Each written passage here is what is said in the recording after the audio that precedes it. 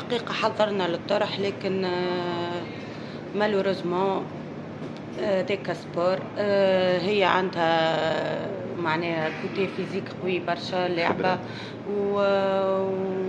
وزينب كانت حاضرة في مخها وكل ما على غالب هذاك سبور معناها نشوفوا اليوم النيفو راه في اللوت ماهوش ساهل، معناها الناس الكل قاعدة تخدم، الناس الكل قاعدة تقدم، وان شاء الله نستناوها هي باذن الله معناها تنجم تكون في النهائي معناها ان شاء الله نرجعوا للتدارك ونلعبوا ونكونوا موجودين في نهائي البرونز يا رب. كونترونور بريسيون كبيره مش كاتليت اكيد، لكن بحكم معناها الباركور اللي عديته وانا عندي شويه خبره نقولوا مش برشا في المصارعه، نعرف اش معناها تكتيك دو ماتش، نعرف معناها انك تحضر الماتش نتاعك، نعرف كيفاش نخدم انديفيدويلمون معناها مع الاتليت.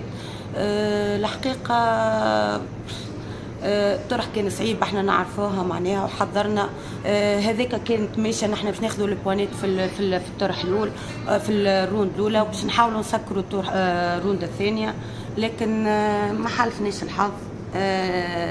فيزيكمون هي اقوى باش ما نكذبش معناها.